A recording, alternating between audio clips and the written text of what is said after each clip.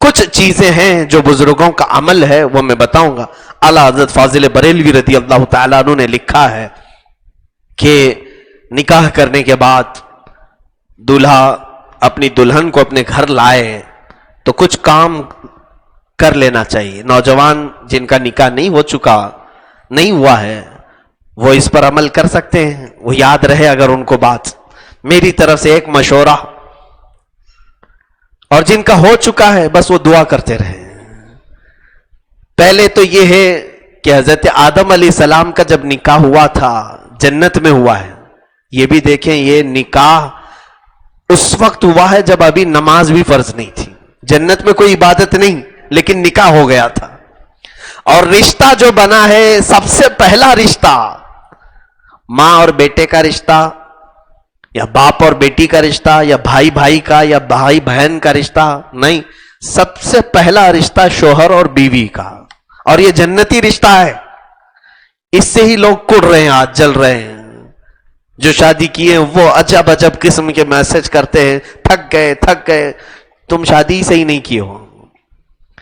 یہ جنتی رشتہ ہے، اس سے اوبنا نہیں چاہیے، تھکنا نہیں چاہیے.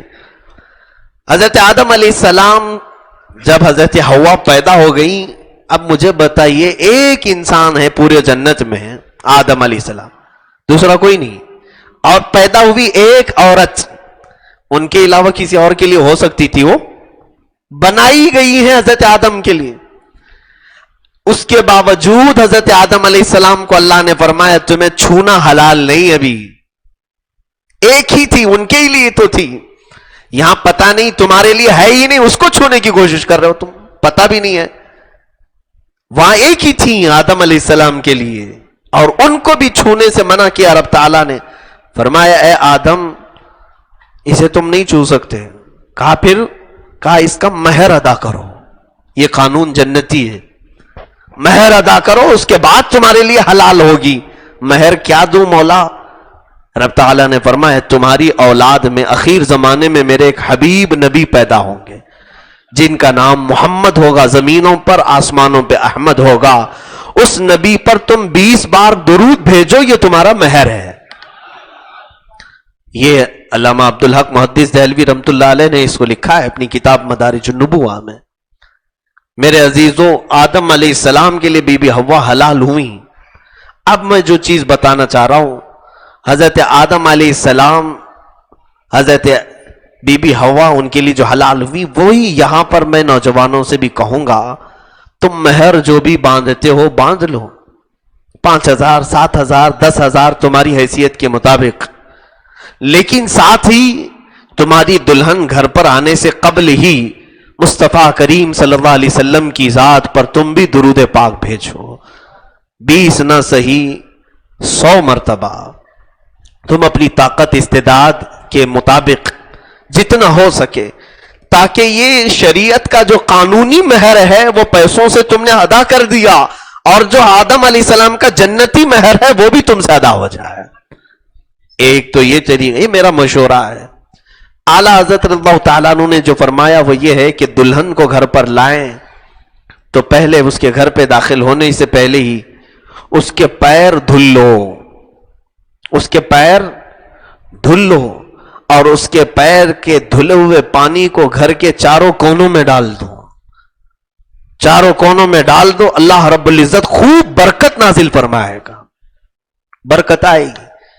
اور دلہن جب گھر پر آ جائے تو پھر فرمایا کہ رات کو جب تم تنہائی میں ہو جاؤ گے، حجلہ عروسی میں تم آئے، آج پہلی رات ہے ملاقات کی، تو دلہن اور دولہا جب اکیلے ہو جائیں، تنہائی ہو جائے، خلوت صحیحہ ہو جائے، تو سب سے پہلے وہ اپنے غلط طریقوں سے ملاقات نہ کریں، ہائے ہیلو نہیں، سلامتی کے ذریعے سے ایک دوسرے کو سلام کریں. اور یہ سلام تمہارا اللہ نے اگر قبول کر لیا تو ہمیشہ دونوں سلامت رہو گے. دعا ہے نا، السلام علیکم ورحمت اللہ وبرکاتہ. اللہ تم پر سلامتی نازل کرے اور اللہ کی رحمتیں اور برکتیں ہو تم پر. دلہن اگر پہلے سلام کر رہی ہے تو دولہے کے لیے، یا دولہا اگر پہلے سلام کر رہا ہے تو دلہن کے لیے. لیکن کوئی اس میں یہ ضروری نہیں ہے کہ پہل کسے کرنا چاہیے، جو چاہے کر سکتا ہے. سلام کے ذریعے سے ابتدا ہو. اس کے بعد ابھی وہ اپنی دیگر گفتگو شروع کرنے سے پہلے، اپنے دیگر معاملات کرنے سے پہلے سب سے پہلا کام وہ یہ کرے کہ دلہن کا دوپٹہ لے لے، اس کو مصلی بنائے، جانماز بنائے، اور مرد باوضو عورت دلہن کے پاس جائے جب وہ پہلی رات میں جا رہا ہو، اور اسی دوپٹے کو مصلی بنا کر اس پر 2 رکعت نفل ادا کرے، اور اس کے پیچھے اس کی دلہن اسی دوپٹے پر 2 رکعت نماز ادا کرے، اور پھر اس کی پیشانی پر اپنا ہاتھ رکھ کر کے دولہا صرف یہ دعا کرے، اللہم انی اسألک من خیرہا و خیر ما جبلتہا علیہ، یعنی اے اللہ میں تجھ سے صرف اس کی خیر کا سوال کرتا ہوں، اور جس پر یہ جن اچھائیوں پر تو نے اس کو پیدا کیا محض مجھے صرف وہی اچھائیاں دکھا، اور میں اس کے شر سے پناہ مانگتا ہوں، اور جو بری چیزیں اس کے اندر ہیں ان تمام چیزوں سے مجھے بچائے رکھ. یہ دعا کے بعد آگے کے معاملات کریں.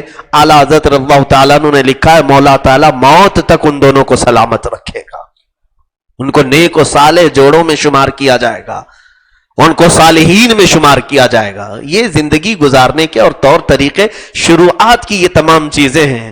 سوال تو یہ کوئی نہیں کرتا ہے نوجوان آ کر کے، پہلے یہ پوچھتا ہے شیروانی کیسے سلاؤں، مفتی صاحب اچھا مشورہ دے دیں، آپ جوتے کیسے سلواؤں، امامہ کیسے بندواؤں، مجھے اسی کام کے لیے رکھا ہے. میرے عزیزوں، زندگی کی پہلی رات ہو، ایک نئی زندگی گزارنے جا رہے ہو، تو یہ بھی تو سوال کریں کہ میرے آقا صلی اللہ علیہ وسلم کی سنتیں کیا ہیں، اسلامی طور طریقہ کیا ہے. اسی اعتبار سے اپنی زندگیوں کو شروع کرو تو یہ جو شقاق ہے، یہ جھگڑے ہیں، ان تمام چیزوں کی نوبت ہی نہ آئے. میں یہی دعا کرتا ہوں مولا تعالی ہم سب کو جنتی لطف دنیا میں بھی عطا کرے اور آخرت میں بھی عطا کر رہے ہیں، اور بیوی کو بوجھ نہ سمجھیں، اور کوئی بیوی اپنے شوہر کو بوجھ نہ سمجھے، اور جس نے یہ سوچ لیا ابھی سے، اور حقیقت میں اللہ اسے بوجھ بنا کے ہی رکھے گا. جس نے سوچا یہ بیوی میری بوجھ ہے، روزانہ کچھ نہ کچھ مانگتی رہتی، تم نے دماغ میں جیسے اس کو بوجھ سمجھا، رب تعالیٰ نے تمہارے لیے اس کو بوجھ ہی بنا دیا. اور تم اگر یہ سوچتے کہ اللہ تعالیٰ نے میرے حوالے اس کو کیا ہے، میں ذریعہ بنا ہوں اس کے رہن سہن کا، اس کے کھانے پینے کی، اس کی تربیت کا، تو اللہ تبارک و تعالیٰ ایسے آسانی سے تمہارے لیے رزق کے دروازے کھولے گا، تمہیں پتہ بھی نہیں چلے گا. ایسی جگہ سے رزق آئے گا جہاں تمہارا گمان بھی نہیں ہوگا. بوجھ نہ سمجھے، نہ عورت مرد کو بوجھ سمجھے، نہ مرد عورت کو بوجھ سمجھے. یہی زندگیوں کے اسلوب ہے میرے عزیزوں. اللہ خیر والے معاملات فرمائے. ایک ہی آیت کی میں تفسیر کر سکا، دوسری آیت انشاءاللہ کل عرض کرتا ہوں. وآخر دعوانا ان الحمد للہ رب العالمین.